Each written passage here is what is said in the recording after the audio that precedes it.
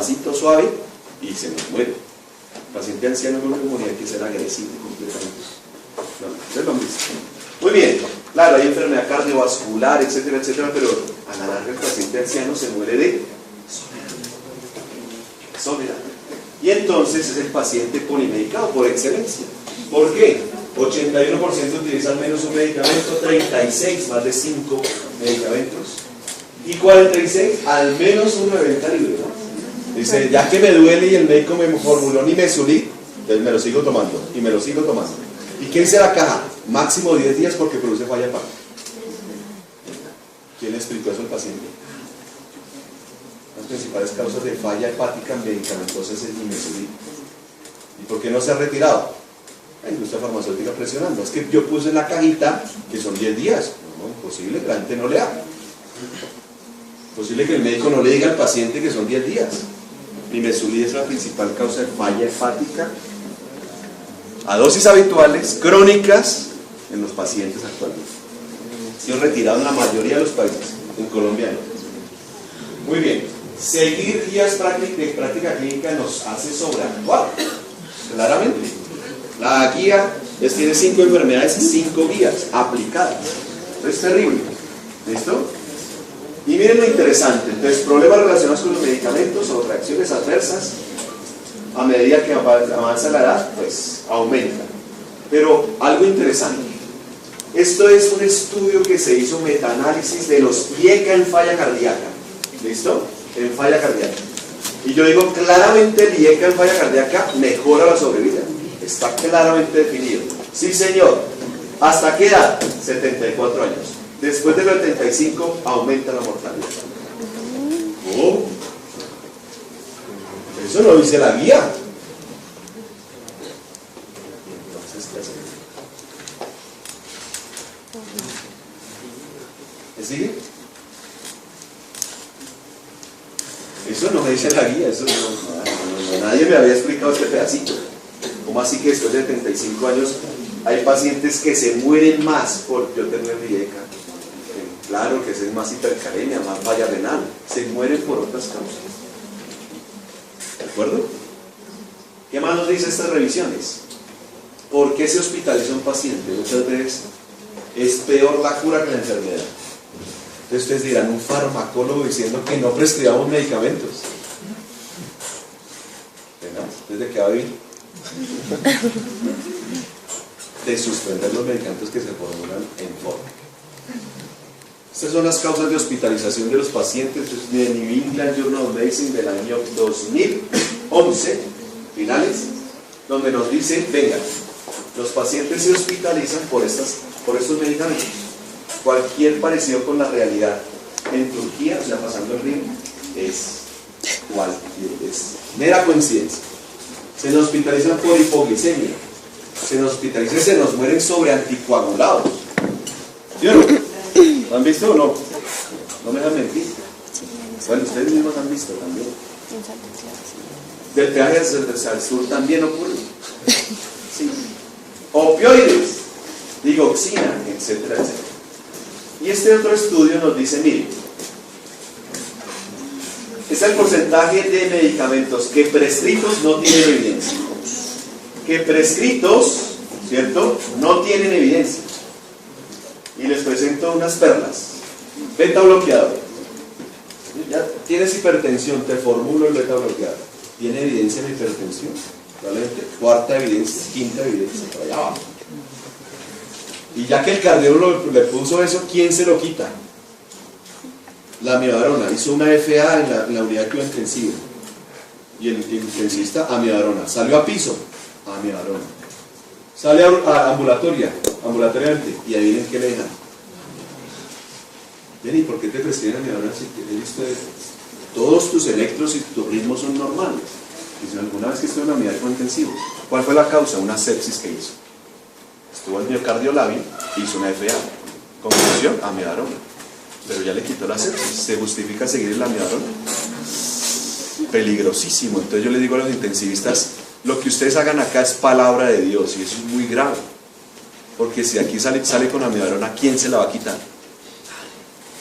Si el paciente sale con una benzodiazepina, ¿Cuál es la evidencia de la benzodiazepina? Miren, en el 97% no existe ninguna evidencia. Es porque, como no duermo, tengo unas gotitas de clonazepam. Ahora quíteselas. Ahora quíteselas. ¿Listo? Uno de los principales se llama el inhibidor de bomba de protones. Eso es. Ya que tomas 4 medicamentos, tengo el inhibidor. Por si acaso. ¿Cuál es la evidencia de eso? Ninguna. Ninguna. Si subimos el pH, se altera la absorción de los medicamentos. ¿Qué será que ahora está convulsionando este paciente? Si antes no convulsionaba. Y omeprazol en forma. Por si acaso. ¿Me siguen? Bueno. Hay vitaminas, bloqueadores de los canales de calcio, etcétera, etcétera. Miren la evidencia. Ahora, nosotros podríamos hacer una columna aquí al lado, muchachos. Síganme acá un momento. Yo hago una columna aquí al lado. Digo, ¿y de esos cuántos puedo quitar en una consulta? O sea, cuando me llega el paciente polimedicado, yo trato de quitarle el clonazepam. Adivinen qué dice el paciente. Me lo formuló el psiquiatra, doctor. Olvídenlo.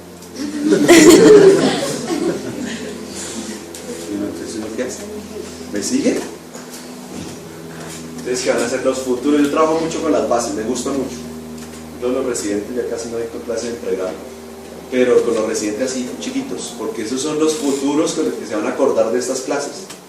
Me van a decir, oiga, sí, qué responsabilidad tengo de prescribir un medicamento. Muy complicado. Porque después, ¿quién se lo quita? ¡Ojo! Esa me lo formuló el cardiólogo, pilas. No necesita el medicamento desde el principio, pero el paciente necesita llenarse de razones. Y una de las principales es que le saquen sangre. Le sacaron sangre, listo, perfecto. ¿Por qué? Porque no hay una cultura de poderlo educar paulatinamente. Eso es labor de ustedes. Bueno, gracias a Dios el paciente cada vez llega más educado, ¿no?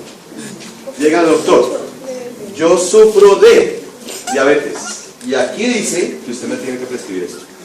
A eso vengo. A que me prescriba esto. Me ha pasado 2 o 3 veces. Los pacientes jóvenes, terrible, es un tema complicado.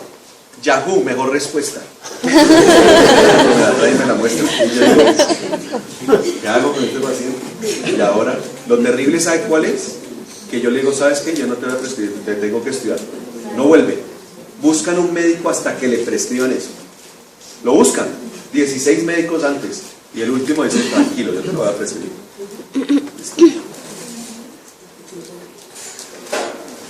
¿Me siguen? Bueno, nunca se les olvide, la evidencia es corta, pequeña, realmente, y el paciente anciano probablemente no se beneficia sino de 2 o 3 medicamentos, que tiene 15. Y esos 15 toma 6 que no le sirven para nada, y los 3 que debería tomar no los toma. Eso se llama cascada farmacológica. Ya que tomas 6 medicamentos, te doy omeprazol. Ya que el omeprazol produce estreñimiento, te doy bisacobil. Ya que el bisacobil lo produce tal, te doy tal. Y así. ¿Me sigue? Bueno. Entonces, esto no es un problema de peaje hacia el sur o de Río Bogotá hacia allá. No. Un problema mundial. Y miren cómo el mismo Estados Unidos creó esta red. Se llama, estemos al lado del paciente, colaboremos al lado del paciente, ¿cierto? Para que 40% de reducción de condición adquirida en el hospital. Ustedes saben hoy que podemos ser demandados a corto plazo por las infecciones intrahospitalarias. ¿Ya sabían eso? Es más, el ministerio está creando un fondo para las demandas que van a venir por infecciones intrahospitalarias. ¿Verdad? Cuando eso no se reduce, cuando eso no es de abogados. ¿Sabían ustedes que el 1 de junio tenemos una nueva legislación en NOPOS?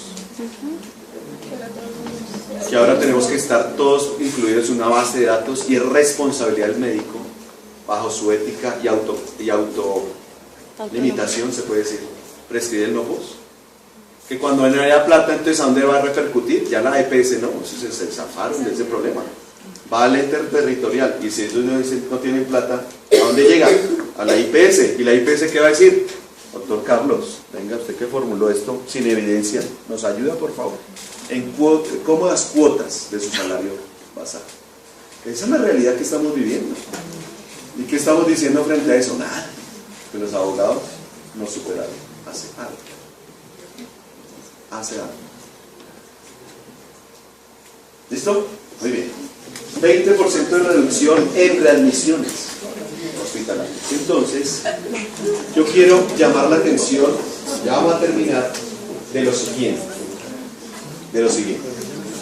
Y esto, desafortunadamente, para los epidemiólogos les cae difícil, es muy difícil, digamos, integrarse en epidemiología con lo que les voy a decir.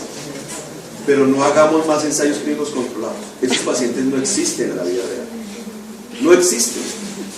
Yo estaba haciendo aquí un estudio fase 4, imagínense. Fase 4, o sea, ya el medicamento está. Y eran 3 criterios de inclusión, 6 de exclusión. Nunca lo conseguí el paciente, me sacaron. Nunca conseguí el paciente. Y ahorita hicieron una enmienda y llevan 4 años, casi 3 años, casi 4, haciendo el estudio porque los pacientes no existen en los ensayos clínicos controlados. Entonces, ¿qué dice? Mira, esto es del año 2009, imagínense, ustedes no habían nacido para la medicina. No habían nacido para la medicina, estoy seguro. Y New England ya en 2009 dice, ojo, ya no hagamos tanto ensayos clínicos controlados, hagamos esto. Investigación de efectividad comparativa. ¿Y esa vaina qué es? Es un nuevo paradigma desde el punto de vista de investigación clínica. O sea, estudiemos el paciente real, ese que no se toma los medicamentos, ese que se los baja con Coca-Cola, ¿me apliqué la insulina o no? Creo que no. Hay urgencias. ¿Me siguen? Ese paciente real, no el ensayo clínico controlado. Pero para el epidemiólogo esto es muy difícil. He tenido duras controversias con ellos, pero es difícil. Solamente una universidad está investigando esto, es la universidad de en Estados Unidos, en Gran Bretaña, la Universidad de Oxford en Gran Bretaña está metiéndose en esto, formando epidemiólogos, no para el ensayo clínico controlado ni para el metaanálisis, sino para investigar cuál es la mejor manera de hacer estudios en población general real, pero con mejor evidencia. Entonces, de ahí sale el tema de las interacciones medicamentosas. Si yo tengo un paciente real, de la vida real, pues ese paciente sí tiene interacciones. El de los ensayos clínicos controlados no tiene interacciones. ¿No se han dado cuenta? Al final del ensayo clínico controlado aparecen los eventos adversos. Dice disnea, náuseas, vómitos, cefalea. Nunca una interacción farmacológica. ¿Por qué? Porque buscan pacientes que tomen un solo medicamento máximo. Eso no existe. No existe. Entonces, yo lo que busco con ustedes, mentes jóvenes, brillantes, que sean críticos frente a la evidencia que estamos generando actualmente. Y lo que sí existe es esto: pacientes que toman 1 a 5 medicamentos, 5 a 10, y miren en la cantidad de interacciones farmacológicas que se pueden generar a partir de 15 medicamentos que toman pacientes. 105 potencial interacción farmacológica. Una locura. Entonces aquí está el ejemplo. En cuidado paliativo, ¿qué tipo de interacciones son las más importantes? De acuerdo con el sustrato, esas son interacciones farmacocinéticas. Si ustedes recuerdan, existen varios CYPs. ¿Cuál es el más importante? El 3 a 4, ayer lo preguntaban en la exposición.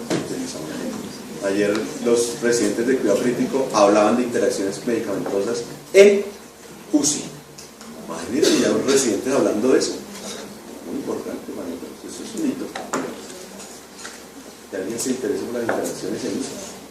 El 3 a 4, el CYP 3 a 4 es el más importante. Aquí están. Miren cuáles son los inhibidores, miren cuáles son los sustratos. Una lista a la berraca. Hay que aprenderse esto de memoria, ¿no?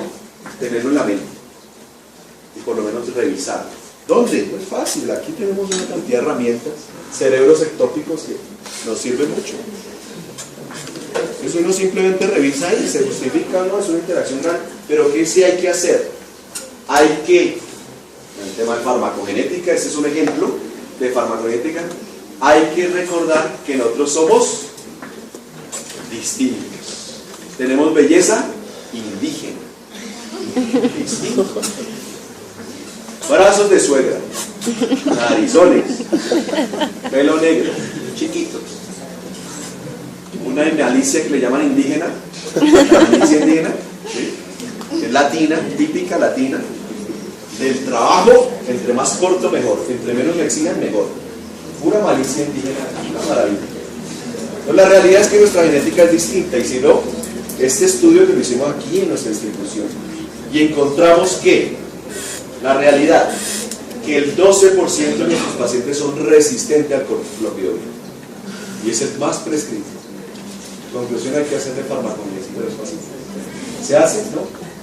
Hay que hacerla, sí. Si el paciente tiene clopidogrel, enfermedad cardiovascular obviamente, el 12% puede ser resistente.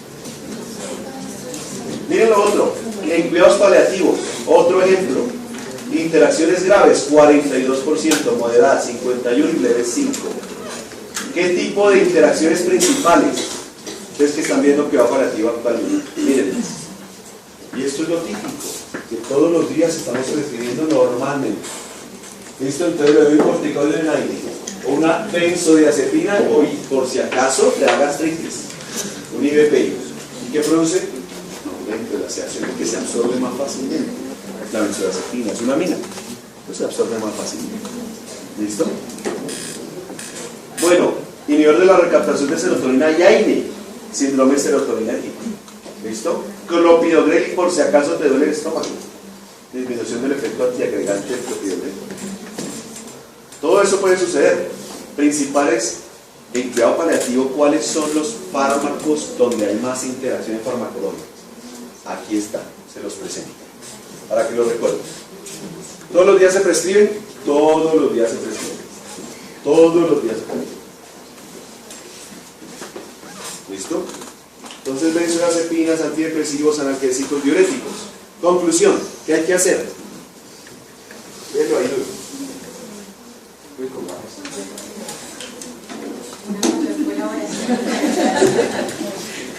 Entre los médicos de atención primaria, atención especializada. ¿Cómo? Más duro. Atención especializada y. Bueno, esta es la parte ambulatoria que ellos manejan. La revisión rutinaria de los pacientes y su tratamiento. Mayor formación de los médicos en farmacología clínica, así como la introducción de la prescripción electrónica con un sistema de alertas, podría prevenir, detectar, solucionar y reducir el riesgo de interacciones farmacológicas en estos pacientes. Pregunta examen.